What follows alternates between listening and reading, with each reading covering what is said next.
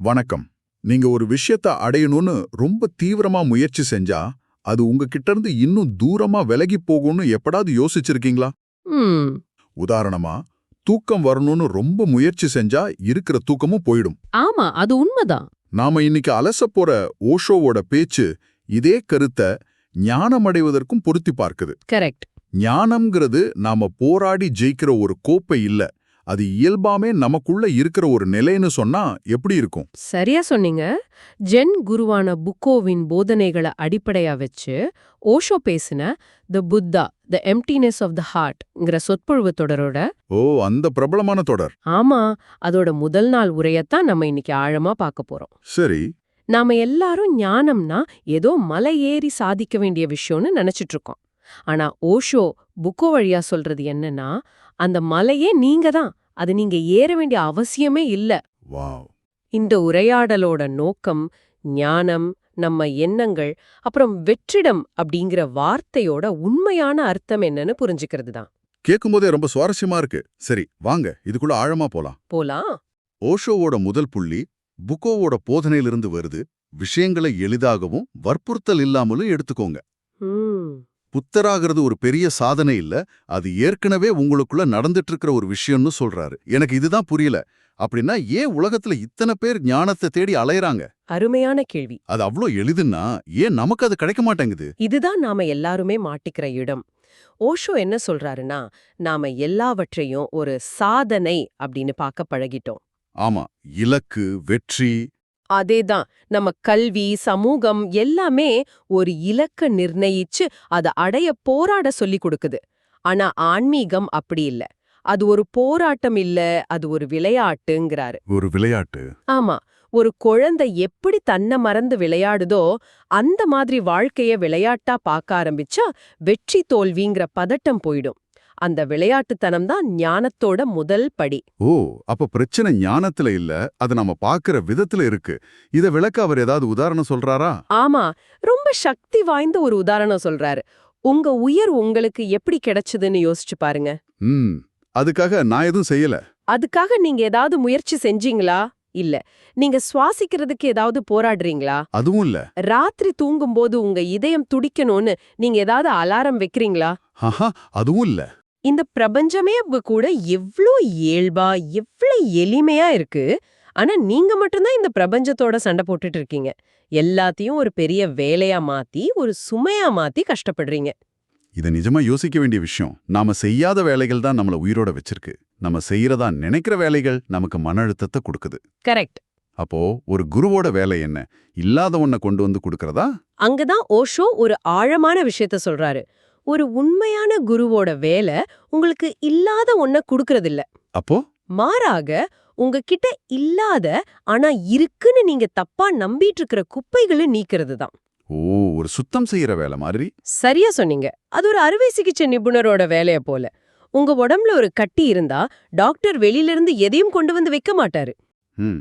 கிட்டா நமக்குள்ள ஏற்கனவே இருக்கிற நம்ம உண்மையான இயல்பு தானே வெளிப்படும். அதேதான், அந்த புத்தத்தன்மை தானா வெளிப்படும். ரொம்ப தெளிவா இருக்கு. அப்போ அந்த தேவையில்லாத குப்பைகள்ல மிக முக்கியமானது நம்ம எண்ணங்கள் தானே? நிச்சயமா. மனசுக்குள்ள ஓயாம ஓடிக்கிட்டே இருக்கிற இந்த எண்ணங்கள் தான் ஞானத்துக்கு பெரிய தடையா இருக்க முடியும். இதை எப்படி கையாளுறதுன்னு ஓஷோ சொல்றாரு. ஆமா, எண்ணமற்ற நிலை பத்தி பேசும்போது ஓஷோ ஒரு புரட்சிகரமான கருத்தை சொல்றாரு. எண்ணங்களை நிறுத்த நீங்க எதுவுமே செய்யக்கூடாதுங்கிறாரு. எதுவுமே செய்யக்கூடாதா? ஆமா, ஏன்னா நீங்க எண்ணங்களை நிறுத்தணும்னு நினைக்கிறதே ஒரு எண்ணம் தான். நீங்க அதை அடக்க முயற்சி செஞ்சா அது இன்னொரு எண்ணம். அதை எதிர்க்க போராடினா அதுவும் இன்னொரு எண்ணம் தான். இது ஒரு முடிவே இல்லாத சுழற்சி. அப்போ என்னதான் தீர்வு? மனச அதன் போக்குல விட்டுட்டா அது எங்கெங்கேயோ அலைப்பாயுமே. இதுக்கு அவர் சொல்ற ஓமை ரொம்ப பிரபலம். நீங்க பரபரப்பான ஒரு சாலையோரம் நின்னுட்டு இருக்கீங்கன்னு கற்பனை செஞ்சுக்கோங்க. சரி. கார்கள், பஸ்ஸுகள், லாரிகள்னு வாகனங்கள் போயிட்டே இருக்கு. ம். நீங்க சாலையில குதிச்சு ஒவ்வொரு வண்டியும் நிறுத்த முயற்சி பண்ணா என்ன ஆகும்? விபத்து தான் நடக்கும். அதேதான்.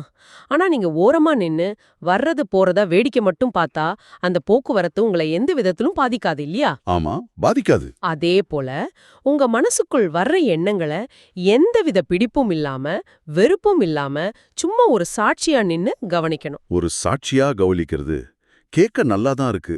ஆனா நடைமுறையில இது ரொம்ப கஷ்டம் இல்லையா? ஒரு கெட்ட எண்ணம் வந்தா உடனே மனசு பதட்டமாகுதே. ஆமா, அதுதான் பழக்கம். ஓஷோ சொல்றாரு, எண்ணங்களுக்கு நீங்க குடுக்கிற கவனம் தான் அதுக்கு உயிர் கொடுக்குது. ஓ, அதுக்கு சக்தி கொடுக்குறோம். நீங்க அதுக்கு சக்தி குடுக்குறீங்க. ஒரு எண்ணம் வரும்போது நீங்க அதோட சண்டை போட்டாலோ அல்லது அதை பிடிச்சு அசை போட்டாலோ நீங்க அதுக்கு உணவு குடுக்குறீங்கன்னு அர்த்தம். ம். ஆனா நீங்க அதை கண்டுக்காம, ஓ, ஒரு எண்ணம் வருதா, சரி வந்துட்டு போ, நான் அக்கறை இல்லாம ஒரு பார்வையாளரா இருந்தா அதுக்கு சக்தி கிடைக்காம அதுவே பலவீனமாகி மறைஞ்சு போயிடும். இதுக்கு விளக்கமா அந்த திபெத்திய கதை ஒண்ணு வருமே, அது ரொம்ப சுவாரஸ்யமா இருக்கும். ஆமா, மனசோட இயல்ப அற்புதமா விளக்குற கதை அது. ஒரு இளையன் ஒரு துறவி கிட்ட போய் தியானத்துக்கான ஒரு ரகசிய மந்திரத்தை கிடைக்கிறான். ம். அந்த துறவி முதல்ல மறுத்து இளையனோட பிடிவாதம் தாங்காம கடைசில ஒப்புக்கிறார். உலக புகழ்பெற்ற ஓம் மணி பத்மேஹூன் மந்திரத்தை கொடுத்து ஒரே ஒரு நிபந்தனை மட்டும் போடுறார். அந்த நிபந்தனை தான் கதையோட திருப்புமுனையே இல்லையா? அதேதான். துறவி சொல்றார், நீ இந்த மந்திரத்தை சொல்லும்போது உன் மனசுல குரங்குகளை பத்தி மட்டும் நினைக்கவே கூடாது. அவ்வளவுதான். பாவம் அந்த இளைஞனு அது வரைக்கும் அவன் வாழ்க்கையில குரங்குகளை பத்தி யோசிச்சதே இல்ல. ஆனா எப்போ இந்த நிபந்தனைய கேட்டானோ, அன்னைக்கு ஆரம்பிச்சது வின. ஆமா, அவன் கண்ண மூடினா போதும் அவன் மனசு முழுக்க ஒரே குரங்குகள் கூட்டம்தான். ஒன்னு டான்ஸ் ஆடுது, இன்னொன்னு தலைகீழா தொங்குது, சிலது அவன் மேலே ஏறி குதிக்குது. மந்திரத்தை சொல்லவே முடியாம திணறி இருப்பான். ஒரு வார்த்தை கூட சொல்ல முடியல. எவ்வளவு விரட்ட முயற்சி பண்றானோ அவ்வளவு குரங்குகள் அதிகமாகுது. ம். கடைசில விரக்தியாகி துறவிகிட்ட ஓடிப்போய் அந்த மந்திரத்துக்கான சாவியை திருப்பி கொடுத்து, என்னால முடியல சாமி, ஒரே குரங்கு தொல்லைன்னு சொல்றான்.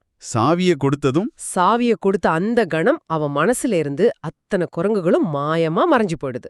ஆக எதை அடக்க நினைக்கிறோமோ அதுதான் நம்ம மனசுல இன்னும் அதிகமா ஆதிக்கம் செலுத்தும். இதுதான் ஓஷோ சொல்ல வர்ற பாடமா? மிக சரியா சொன்னீங்க. எந்த எண்ணத்தையும் அடக்கவோ வற்புறுத்தி வெளியேற்றவோ முயற்சி செய்யாதீங்க. அப்படி செஞ்சா நீங்க தோத்து போற ஒரு சண்டைக்கு நீங்களே உயிர் கொடுத்துட்டு இருக்கீங்கன்னு அர்த்தம். அப்போ சரியான வழி என்ன? சரியான வழி ஒரு நடுநிலையான சாட்சியா இருக்கிறது தான். ஒரு குரங்கு, அதாவது ஒரு எண்ணம் வந்தா அதுக்கு ஒரு வணக்கம் சொல்லுங்க, ஆனா டீ குடிக்க கூப்பிடாதீங்க. சரி. அத போனும் சொல்லாதீங்க. நீங்க அதோட பழகாம அத வெறுக்காம உங்க கவனத்தை அது மேல இருந்து இயல்பா எடுத்துட்டீங்கன்னா அது தானா போயிடும். அந்த நடுநிலை தான் உண்மையான பலம். சரி, எண்ணங்களை கடந்தாச்சு.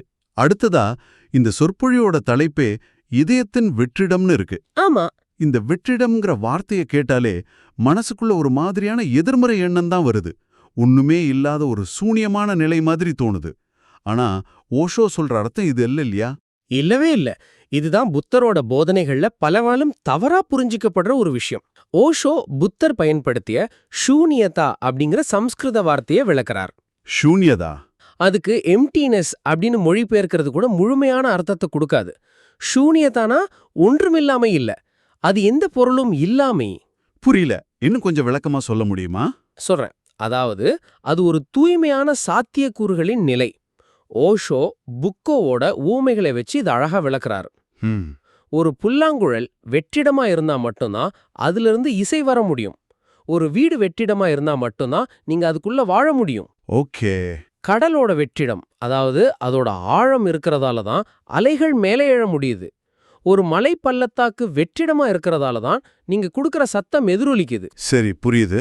அதே போல உங்க இதயம் மற்ற எல்லா விஷயங்களிலிருந்தும், ஆசைகள், கோபங்கள், எண்ணங்கள், ஏன் நான் என்ற உணர்விலிருந்தும் வெற்றிடமாகும்போதுதான் பிரபஞ்சத்தோட இசை உங்களுக்குள்ள எதிரொலிக்கும்.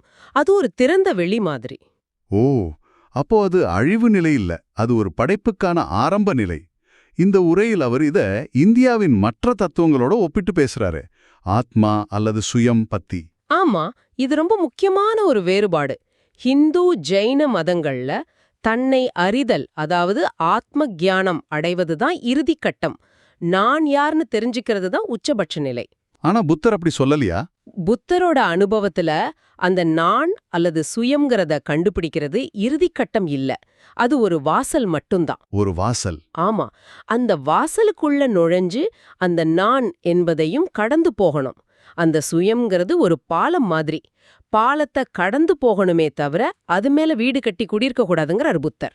அப்போ உண்மையான விடுதலைங்கிறது நான்கிற அடையாளத்தையே கரைச்சு. ஆமா, கரிச்சு இல்லாம ஆக்குறதுனா இருக்கு. ஒரு துளி தண்ணி கடல்ல கலந்து கடலாகிற மாதிரி. சரியா சொன்னீங்க, கடலாகிற மாதிரி. மிகச் சரியான உவமை. அந்த நான்கிற சின்ன எல்லைக்கோடு அழியும்போது நீங்க எல்லையற்ற பிரபஞ்சமா மாறுறீங்க. நீங்க ஒரு தனிப்பட்ட துளியா இல்லாம முழு சமுத்திரமாவே ஆகிடுறீங்க. அப்போ நீங்க ஒரே நேரத்துல வெற்றிடமாகவும் இருக்கீங்க, முழு பிரபஞ்சமாவும் இருக்கீங்க. அதேதான். இது ஒரு முரண்பாடு மாதிரி தோணலாம், ஆனா இதுதான் ஜென் அனுபவம். இதுக்கு அடுத்ததா உரையில ஒரு வரி வருது.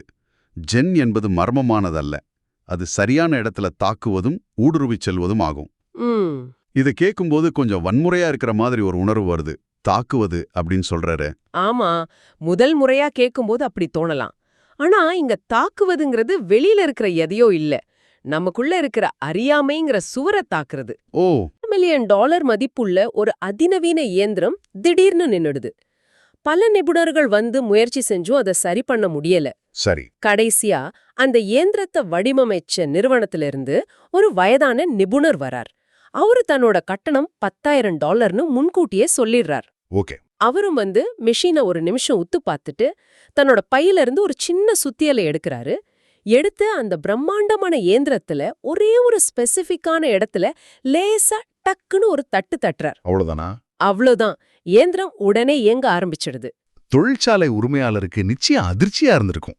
ஒரு தட்டு தட்டுறதுக்கு $10,000 அப்படின்னு கேட்டிருப்பாரு. கேட்டார். அதுக்கு அந்த நிபுணர் சொன்ன பதில் தான் ஜென்னோட சாராம்சம். என்ன சொன்னார்? அவர் சொன்னாரு, ஐயா, சுத்தியாலால தட்டுனதுக்கு கட்டணம் $1 தான். ஆனா எந்த இடத்துல தட்டணும்னு தெரிஞ்சுக்கிறதுக்கு தான் மீதி $9,999. வாவ். ஜென்னும் இது மாதிரிதாங்கிறார் ஓஷோ. அது ரொம்ப எளிமையானது தான். ஆனா உங்களுக்குள்ள எந்த இடத்துல தட்டணுங்கிற அந்த சரியான புள்ளிய கண்டுபிடிக்கிறது தான் உண்மையான சேலஞ்ச். அந்த சரியான புள்ளிங்கிறது நம்மளோட மூலத்தை, நம்ம உயிர் சக்தியோட ஊற்ற கண்டுபிடிக்கிறதுன்னு சொல்லலாமா? நிச்சயமா. உங்களுக்குள்ள ஆழமா பயணம் செஞ்சு உங்க உணர்வோட உங்க ஒளியோட மூலன் எங்க இருக்குன்னு கண்டுபிடிக்கணும். அதை கண்டுபிடிச்சதுக்கு அப்புறம் சும்மா இருக்க கூடாது. ஊடுருவி போகணும். தயங்காம அதுக்குள்ள ஊடுருவி போகணும். அந்த புள்ளிய கண்டுபிடிச்சதுக்கு அப்புறம் நீங்க உங்களை கரைச்சுக்கணும். ஜூன் மாசத்துல வெயில் பட்டா பனிமலை எப்படி உருகி காணாம போகுதோ அதே போல உங்க நாங்கிற அந்த சுயத்தை முழுசா உருகி மறைய அனுமதிக்கணும். எந்த தயக்கமும் இல்லாம.